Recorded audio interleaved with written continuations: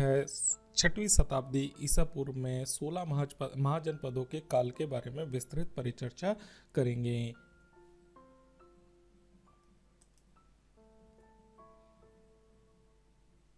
इस video lecture के तहत हम यह देखेंगे कि महाजनपदों का उदय किस तरीके से हुआ 6ठी शताब्दी ईसा पूर्व में। 6ठी शताब्दी ईसा पूर्व में ऋग्वैदिक काल की समाप्ति के बाद या ऋग्वैदिक काल के अंत में विभिन्न प्रकार की राजनीतिक गतिविधियों के कारण विभिन्न राज्यों का उदय हुआ और इनमें 16 महत्वपूर्ण राज्य बने जिन्हें हम 16 महाजनपदों के रूप में जानते हैं।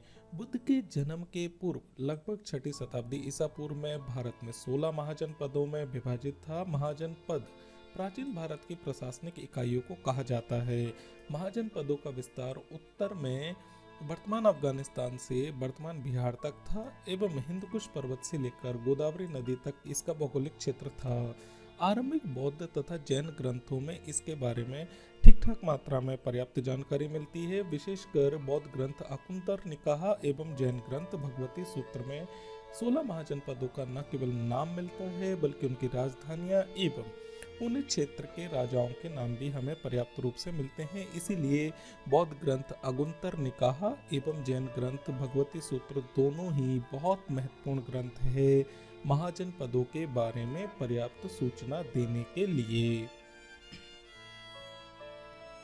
ऋग्वेदिक काल के अंत तक 16 महाजनपद अस्तित्व में आ चुके थे और उनकी कुछ राजधानियां थी जिनके पीछे मुख्यतः हम उदय के पीछे मुख्यतः दो कारणों को मानते हैं। एक तो था कि ऋग्वैदिक काल के बाद उत्तर वैदिक काल में लोहे का एक धातु के रूप में किसान से लेकर दरबारी क्षेत्र में उपयोग किया जाने लगा।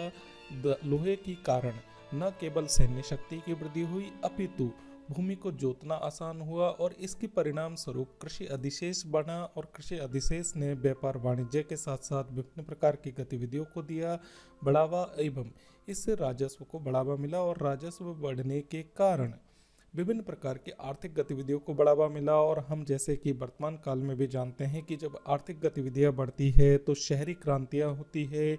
इसीलिए 6ठी शताब्दी ईसा पूर्व को द्वितीय नगरीकरण की संज्ञा दी जाती है। भारतीय इतिहास में प्रथम नगरीकरण की प्रक्रिया सिंधु घाटी सभ्यता में हुई थी जिसके तहत दो महत्वपूर्ण नगर हड़प्पा और मोहनजोदड़ो के साथ विभिन्न प्रकार के नगर हमने पिछले वीडियो लेक्चर्स में पढ़े हैं। इस प्रकार 6ठी शताब्दी ईसा पूर्व में आर्थिक गतिविधियों का विस्तार होने एवं राजनीतिक गतिविधियों के विस्तार होने के कारण 16 महाजनपद अस्तित्व में आते हैं एवं उनकी विभिन्न प्रकार की बहुत ही समृद्ध राजधानियां या नगर सामने आते हैं जैसे काशी की वाराणसी, कौशल की श्रावस्ती, अंग की चंपा, मगध जो महत्वपूर्ण साम्राज्य था, मगध महत्वपूर्ण राज्य के रूप में अवस्थित था। इसकी राजधानी ग्रीब्रज थी एवं ये महत्वपूर्ण व्यापारिक नगरी भी थी। इसी प्रकार वज्जी एवं मल्ल गणराज्य थे, इनकी राजधानी वैशाली एवं कुशीनगर थी। इसके अलावा 16 महाजनपदों में वत्स की राजधानी कौशाम्बी थी। वत्स बहुत अधिक शक्तिशाली था। कुरु इंद्रप्रस्थ जो वर्तमान दिल्ली क्षेत्र के या हरियाणा क्षेत्र में आता है। पांचाल उत्तर प्रदेश के क्षेत्र को कहा जाता है जिसमें आइछत्र व कांपल्य दो महत्वपूर्ण नगर थे। मत्स्य राजस्थान के विराटनगर क्षेत्र में था और सूरसेन मथुरा के क्षेत्र में। अश्मक पैठन या पोथन दक्षिण भारत का राज्य था। अवंती की राजधानी उज्जैनी व महिष्मती थी एवं गांधार वर्तमान पाकिस्तान के तक्षशिला क्षेत्र का राज्य था एवं कंबोज जिसकी राजधानी राजपुरा व हाटक था ये अफगानिस्तान के क्षेत्र में फैला हुआ था। वस्तुतः हमने इस प्रकार देखा कि किस प्रकार 16 महाजनपद भारत के बड़े भूभाग पर फैले हुए थे जिनका विस्तार अफगानिस्तान से लेकर बिहार तक था एवं उत्तर में हिमालय से लेकर दक्षिण में गोदावरी क्षेत्र तक फैला हुआ था। एक एक करके हम 16 महाजनपदों के बारे में विस्तृत परिचर्चा करते हैं। अंग वर्तमान उत्तर बिहार के भागलपुर एवं मुंगेर जिले में अवस्थित है। इसकी राजधानी चंपा थी। चंपा का प्राचीन नाम मालिनी था।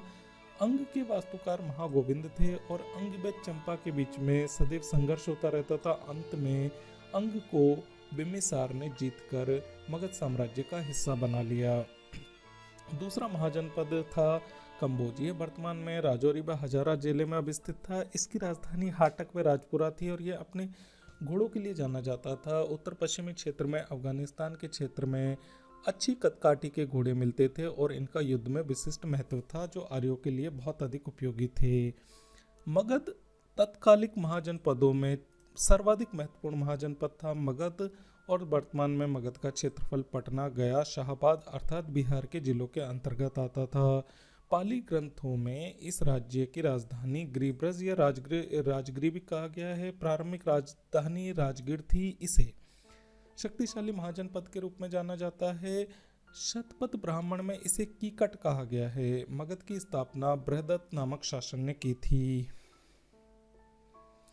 बज्जी अत्यंत महत्वपूर्ण राज्य था और दरभंगा, मधुबनी, मुजफ्फरपुर जिले के अंतर्गत आता था। इसकी राजधानी वैशाली थी और ये विश्व का पहला गणतंत्र माना जाता है। बज्जी के अंतर्गत 8 राज्यों का एक संघ था। गणराज्य अर्थात निर्वाचित सदस्यों के माध्यम से संचालित राज्य व्यवस्था को गणतंत्र कहा गया, जो कुछ हद तक हम रोमन गणतंत्रों की भूमिका में देख सकते हैं। काशी वर्तमान में वाराणसी के आसपास का क्षेत्र था। इसकी राजधानी वाराणसी थी, जो वरुणा व असी नदियों के किनारे या संगम पर बसा हुआ था। एक अत्यंत महत्वपूर्ण राज्य आता है कौशल। कौशल की वर्तमान पहचान अयोध्या, गोंडा, बहराइच उत्तर प्रदेश के जिलों में की जाती है। इसकी राजधानी श्रावस्ती थी। सरयू नदी के तट पर यह राज्य 2 भागों में बटा हुआ था। इसकी उत्तरी राजधानी तो श्रावस्ती थी और दक्षिणी राजधानी कुशावती थी। और ये अपनी न केवल आध्यात्मिक नगरी के रूप में जाना जाता था, अपितु अपनी समृद्धि के कारण भी बहुत अधिक दूरस्थ क्षेत्रों में व्यापार वाणिज्य के कारण प्रसिद्ध था। इसी प्रकार एक अन्य गणराज्य था मल्ल। वर्तमान में पूर्वी उत्तर प्रदेश के देवरिया व गोरखपुर जिले में अवस्थित था। यह भी 2 भागों में बटा हुआ था। एक भाग की राजधानी कुशीनगर थी तो दूसरे भाग की राजधानी पावापुरी थी। कुशीनगर में बुद्ध व पावापुरी ने महावीर स्वामी का महानिर्वाण प्राप्त हुआ, अर्थात दोनों को मोक्ष मल्ल महाजनपद में प्राप्त हुआ। वत्स ये वर्तमान में आधुनिक इलाहाबाद नगर में अंतर्गत आता था। इसकी राजधानी कौशाम्बी थी। यहाँ का राजा उदयन था। उदयन को बौद्ध भिक्षु पिंडोला ने बौद्ध मत की शिक्षा दी थी और यह बौद्ध धर्म का अनुयायी बन गया था। वत्स प्रसिद्ध व्यापारिक व आर्थिक वाणिज्य व्यापारिक राजधानी के रूप में भी जाना जाता था। कुरु वर्तमान में मेरठ, दिल्ली, थानेश्वर अर्थात हरियाणा व उत्तर प्रदेश, पश्चिमी उत्तर प्रदेश के क्षेत्र में फैला हुआ था। कुरु महाजनपद में आते थे। इसकी राजधानी इंद्रप्रस्थ थी। पहले ये राजतंत्र था, बाद में इसमें गणतंत्र का भी शासन आरंभ होता है।